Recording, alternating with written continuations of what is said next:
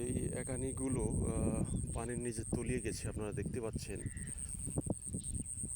এবং এই বন্যার পানি দেখে আবারও সেই ছেলেবেলার কথা মনে পড়ে গেল, এবং আমি ভাবছি এই বছরে আমি একটা ফাঁস কিনে সে আমার ছেলেবেলাটাকে ফিরে নিয়ে আসব।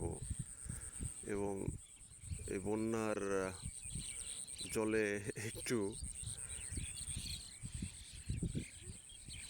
মাছ ধরার চেষ্টা করব।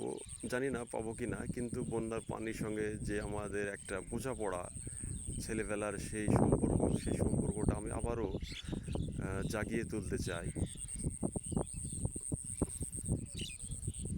এগুলো দেখতে পাওয়া যাচ্ছে, প্রায় অনেকটাই পানি চলে এসেছে।